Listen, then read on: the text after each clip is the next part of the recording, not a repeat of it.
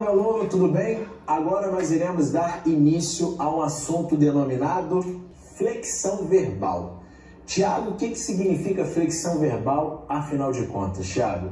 É um assunto que volta e meia eu vejo no edital das provas de língua portuguesa e bate aquela dúvida, flexão verbal é o quê? O que é flexão verbal? É ou não é verdade? Eu sei o que é verbo, mas a flexão verbal, na realidade, é a flexão, é meio redundante o que eu vou dizer, é a flexão que o verbo sofre. O verbo é uma classe gramatical que apresenta um quantitativo de variação bem grande em relação às demais classes. O verbo, ele se flexiona em número, singular ou plural. O verbo se flexiona em pessoa, primeira pessoa, segunda pessoa, terceira pessoa. O verbo se flexiona em tempo, tempo passado, tempo presente, tempo futuro. E o verbo também se flexiona em modo, modo indicativo, modo subjuntivo ou modo imperativo. Então, quando nós estudamos a flexão verbal, na realidade, nós estamos estudando, só que é lógico que há um campo muito grande aí a ser explorado, né? Nós estamos estudando a variação que o verbo sofre em número, a variação que o verbo sofre em pessoa, a variação que o verbo sofre no tempo, né? E a variação em relação ao modo. Ou seja, 4 coisas: número, pessoa, tempo e modo. Parece até que é pouca coisa, não é verdade? Mas não é. Isso aqui é muito amplo. Ou seja, existem diversas conceituações, definições que nós devemos saber para a prova. Bom, então vamos lá, né? Vamos aí. O verbo, como eu já disse a você, meu aluno, ele pode ser flexionado em número, pessoa, tempo e modo. São as possibilidades de flexão do verbo. Vamos lá. Conceito de verbo, né? Antes de qualquer coisa, de analisar a flexão do verbo em número, pessoa, tempo e modo, você tem que saber o que significa verbo. O que é verbo, afinal de contas, Thiago, para eu entender melhor a flexão verbal? Verbo é a palavra que, exprimindo ação, fenômeno da natureza, ou apresentando estado ou mudança de um estado a outro, pode fazer indicação de pessoa, primeira, segunda e terceira, número, singular e plural, tempo, presente, pretérito e futuro, e modo, indicativo, subjuntivo e imperativo. Segundo a gramática tradicional, normalmente, voz e aspecto são conceitos que nós iremos estudar separadamente, ou seja, dentro da flexão verbal, nós estudamos exatamente o número, pessoa, tempo e modo. A questão da voz, se é ativa, passiva, e a questão do aspecto semântico, nós estudamos de forma separada. Então, o verbo é isso. Verbo vai exprimir uma ação, um fenômeno da natureza, vai apresentar um estado, mudança de um estado a outro, e tudo isso com essas indicações de pessoa, indicações de número, indicação de tempo, indicação de modo. Bom, então este aí é o conceito de verbo. Vamos agora prosperar e avançar, né? Vamos então para o nosso bate-papo, né? Bate-papo em relação a número e em relação a pessoa. Bom, nós sabemos que estes pronomes, eu, tu, ele, ela, nós, vós, eles, elas, são os pronomes pessoais do caso reto. Sintaticamente, são mais famosos por exercerem a função sintática de sujeito. Agora, é lógico, eles podem exercer outras funções sintáticas. Função sintática de predicativo, função sintática de aposto, função sintática de vocativo. Não pode exercer, como regra geral, a função sintática de complemento de verbo, né? Isso aí cabe aos pronomes oblíquos, né? E não a estes que são retos. Bom, então existe uma flexão verbal relacionada ao número e relacionada à pessoa. Quando nós pensamos em flexão verbal relacionada a número, né? Número significa o quê? Número singular e número plural na língua portuguesa. Então vamos aqui, ó, vamos pegar um verbo qualquer, o verbo estudar, né? Vamos pegar aqui o verbo estudar e realizar a conjugação do verbo estudar no presente do indicativo, que aparenta ser o mais fácil. Vamos lá, não fique preocupado com estrutura, com a desinência, enfim, não se preocupe com a estrutura. Vamos aqui à conjugação do verbo estudar no presente do indicativo. Hoje eu estudo. Tu estudas. Ele estuda. Nós estudamos. Eu estudo, tu estudas, ele estuda, nós estudamos, vós estudais, e eles o quê? Eles estudam, ok? Bom, então, ó, nós temos aqui a conjugação, ou não é verdade? A conjugação dos verbos, do verbo estudar no presente do indicativo. E você percebe que até aqui, ó, eu, tu, ele, ela, até aqui nós temos as pessoas do singular, né? Então, isso aqui é número singular, eu, tu, ele, ela representam o singular, o eu é a primeira pessoa, o tu é a segunda pessoa, ele, ela é a terceira pessoa, pessoas do singular, ok? Nós temos, mais uma vez, agora as pessoas do plural. Primeira pessoa do plural, nós, vós, segunda pessoa do plural, eles, elas, terceira pessoa do plural, ok, né? Então, ó, estas são as pessoas do singular e estas são as pessoas do plural. Bom, o que nós temos aqui de interessante também? A primeira pessoa é a pessoa que fala. Nós chamamos a primeira pessoa de locutor, né? É a pessoa que está falando no discurso, até porque estas pessoas são as pessoas discursivas. A segunda pessoa é a pessoa com quem se fala. Ou seja, é o interlocutor, é a figura do interlocutor.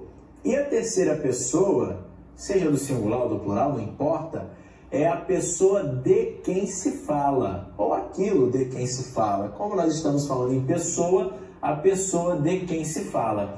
Então, estas pessoas que nós estudamos dentro da flexão verbal são as pessoas discursivas, são as pessoas do discurso, né? E aqui dentro você já tem a divisão de número singular e número plural. Bom, então, em relação a número, em relação à pessoa, nós temos de saber exatamente isto aqui, que eu, tu, ele, ela representam o número singular, nós, vós, eles, elas representam o número plural, e são apenas 3 pessoas. 3 pessoas para o singular e 3 pessoas para o plural. É disso que necessitamos. Bom, então vamos lá, vamos caminhar. Agora vamos falar do tempo, né? Falamos do número, pessoa, tempo. O tempo indica o momento em que se dá o fato expresso pelo verbo, né? Ou seja, pode ser um momento passado, que nós chamamos de pretérito, ou não é verdade?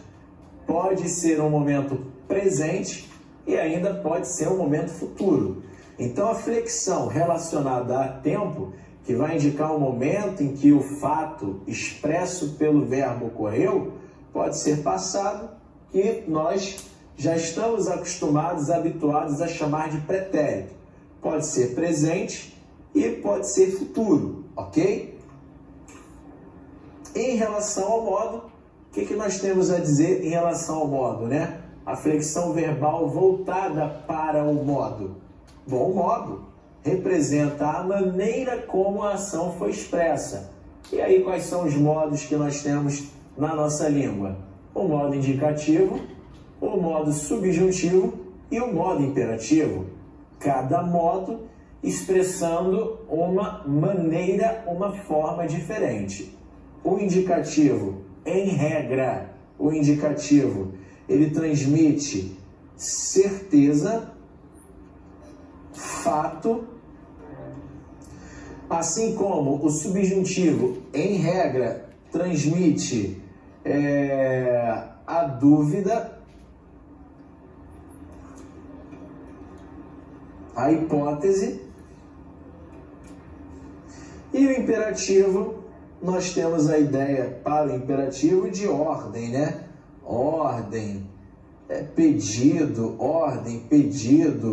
conselho, ou seja, são as ideias que nós podemos encontrar em se tratando de modo imperativo. Então, cada modo apresenta uma ideia, apresenta um aspecto semântico peculiar. E os modos também caracterizam essa tal flexão verbal. Bom, vamos lá, né? Depois desta noção básica de flexão verbal, flexão de número, flexão de pessoa, de tempo e de modo, é lógico que daqui a pouquinho nós iremos detalhar principalmente o tempo e o modo, existem as formas nominais dos verbos. Formas nominais dos verbos.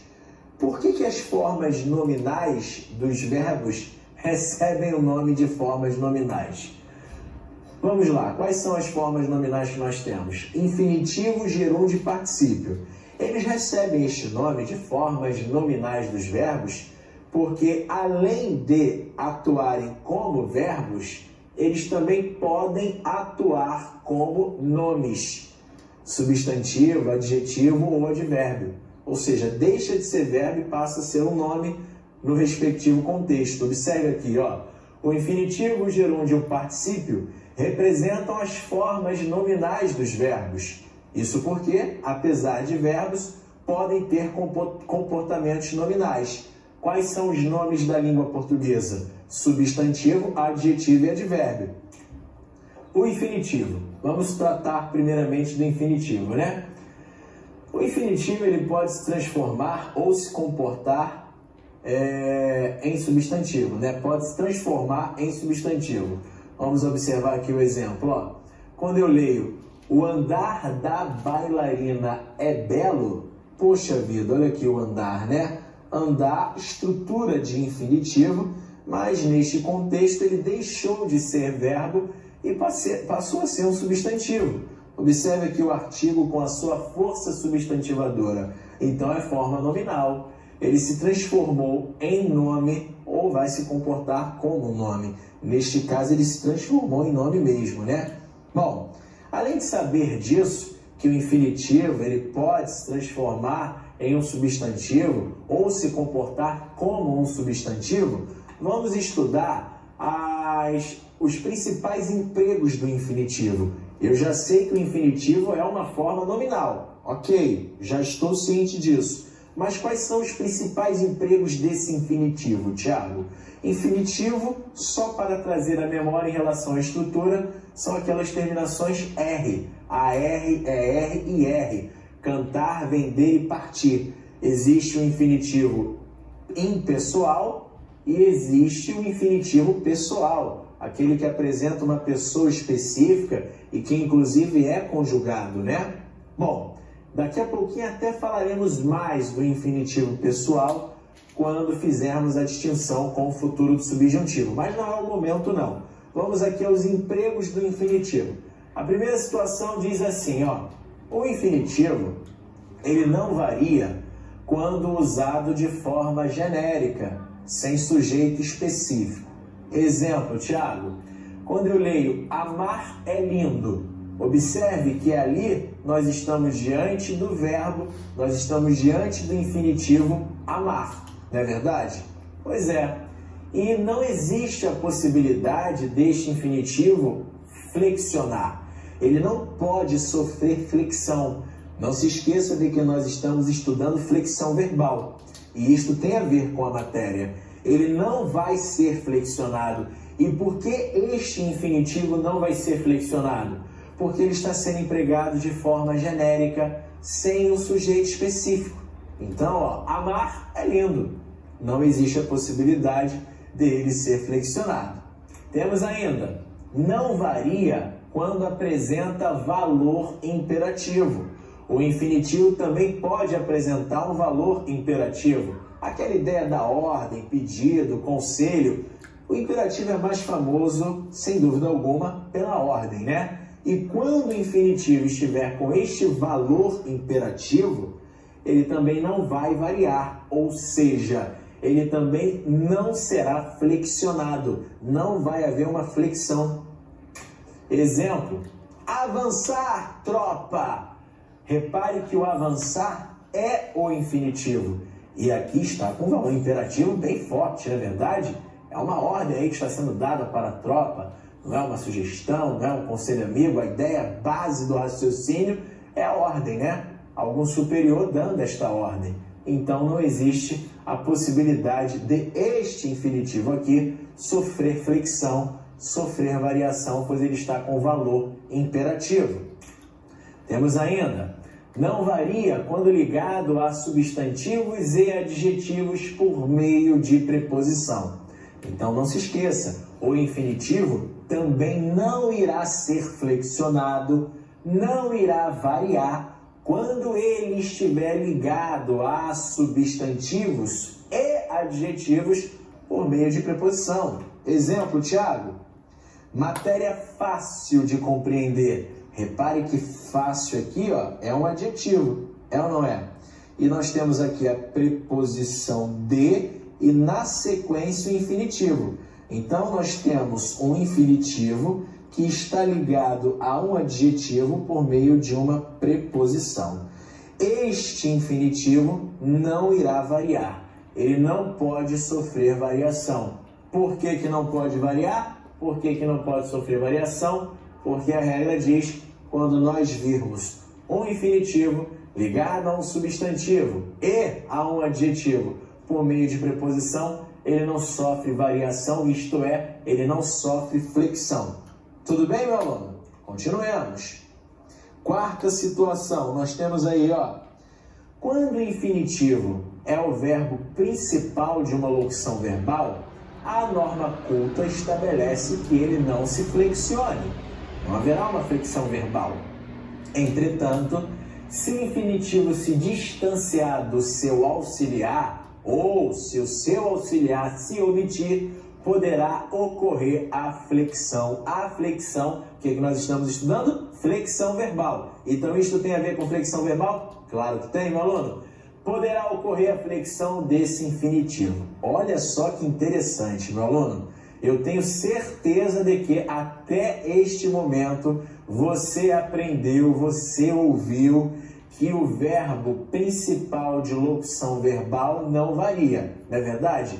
Ou melhor, que o infinitivo, quando assume a posição de verbo principal em uma locução verbal, ele não pode ser flexionado, ele é intacto, imexível. Pois é, em regra, né? Só em regra, porque haverá momentos em que esta regra ela irá cair por terra.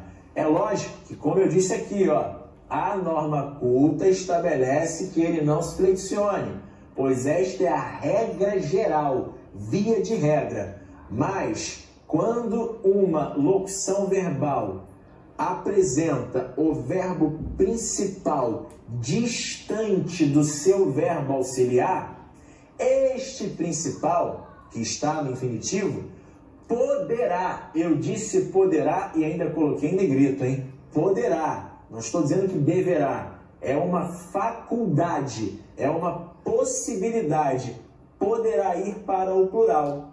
E a outra ocasião é quando o verbo auxiliar se omitir, na situação em que você percebe claramente que ali está presente uma locução verbal em que o seu verbo auxiliar ficou escondidinho, ele se omitiu, ficou subentendido. São as possibilidades em que nós teremos aí o infinitivo assumindo a posição de principal e podendo ser flexionado. Vamos lá, ó. Observe aí comigo, vejamos, ó. Aqui é a situação tradicional, né? Aquela com a qual nós estamos acostumados. Que nós possamos mencionar os nossos direitos. Que nós possamos mencionar os nossos direitos, né? Então, nós temos aqui, ó, possamos mencionar, é uma locução verbal, verbo auxiliar de um lado, verbo principal do outro. É aquele caso tradicional em que o infinitivo, assumindo aí a posição de verbo principal, ele não irá variar. Mas agora vamos produzir um distanciamento? Vamos distanciar o verbo auxiliar do seu principal?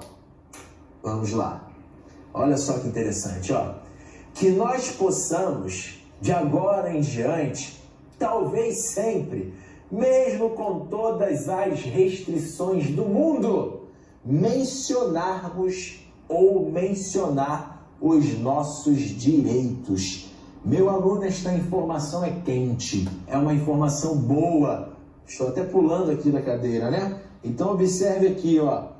O possamos continua, possamos, né? Continua sendo verbo auxiliar. Está aqui, ó, possamos.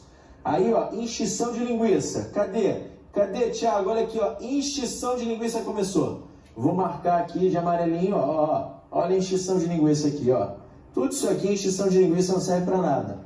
Então, retire da estrutura, por gentileza, tudo que está aqui de amarelo. E aí você vai perceber um detalhe. Vai perceber que o mencionarmos é o verbo auxiliar, ou melhor, o verbo principal da locução verbal possamos mencionar. Só que ele foi flexionado. Houve aqui uma flexão verbal deste infinitivo. Pode, Thiago? Pode. Eu disse pode. Então você pode continuar com o mencionar, se preferir, mas você também pode usar o mencionarmos, né? Concordando aqui com nós. Então, olha só que interessante, né? Você sabia disso, meu aluno? Estrutura correta. E quem fala isso aí, né, é o nosso magnânime professor doutor Ivanildo Bechara. É posicionamento do Bechara, tá legal? E o Bechara é o Bechara, não preciso falar mais nada, não é verdade? Bom, então, ó, podemos aí que nós possamos, de agora em diante, talvez sempre, mesmo com todas as restrições do mundo, mencionarmos ou mencionar os nossos direitos. Agora vamos a um caso em que o auxiliar vai se omitir, em que o auxiliar vai ficar escondidinho. Vamos lá, ó. Exemplo. Que possamos mencionar, aí aqui aquele caso tradicional, ó, verbo auxiliar e verbo principal lado a lado. Que possamos mencionar os nossos direitos todos os dias neste país maravilhoso, para conquistarmos ou conquistar novos posicionamentos democráticos. Este conquistarmos é verbo principal de uma locução verbal em que o auxiliar se omitiu, o auxiliar se calou. Quer ver só? Que possamos mencionar os nossos direitos todos os dias neste país maravilhoso, para que possamos, está subentendido, né? Para que possamos o quê? Conquistarmos ou conquistar. Repare que aqui não houve distanciamento do auxiliar em relação ao seu principal. Eu, autor do texto, só não quis repetir o auxiliar. Ele está aí, subentendido. Perdoe-me, subentendido. Ele se omitiu, ele se calou, mas ele está presente. Então, a norma possibilita aí a variação, a flexão do infinitivo.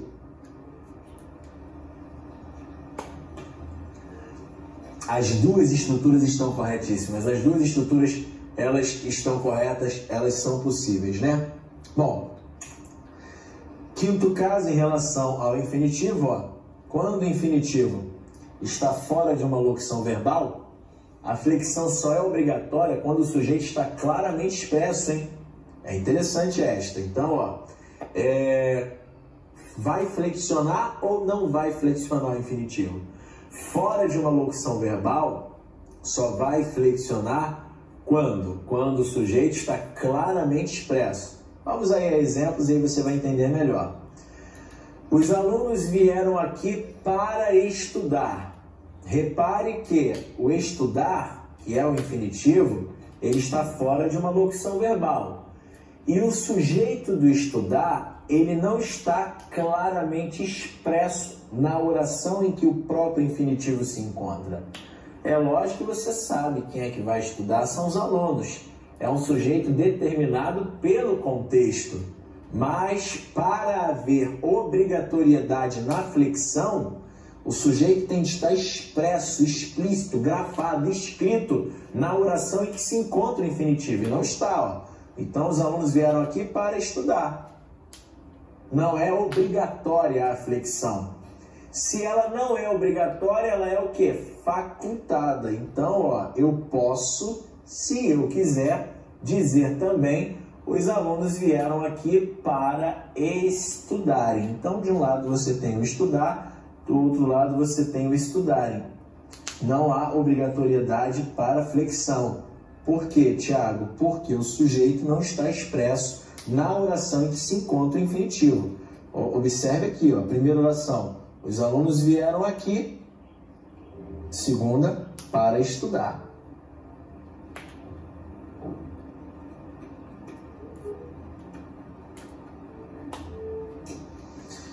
Quer ver só? Observe aqui outro exemplo, ó. Os alunos vieram aqui para nós estudarmos. Observe a diferença, ó. Agora o nós está escrito, está grafado, está expresso na oração que está sendo introduzida pelo infinitivo. Então a variação passa a ser obrigatória, né? Aí você é obrigado a variar, é diferente, ó. Olha aqui o nós aqui, ó. Aqui você é obrigado. Se você puser, os alunos vieram aqui para nós estudar, aloprou. Aí cagou a estrutura todinha. É ou não é verdade? Então, ó, não pode não. Os alunos vieram aqui, ó, para nós. Observe aqui. Agora o sujeito está grafado, está expresso. Então esta estrutura está errada. Tem que ser o quê? Para nós estudarmos. Tudo bem, meu aluno? Bom, então vamos encerrar este bloco aqui. No próximo bloco, daremos continuidade ao estudo do infinitivo e as suas possíveis flexões, ok? Não saia daí não, hein? É rapidinho. Valeu, um abraço!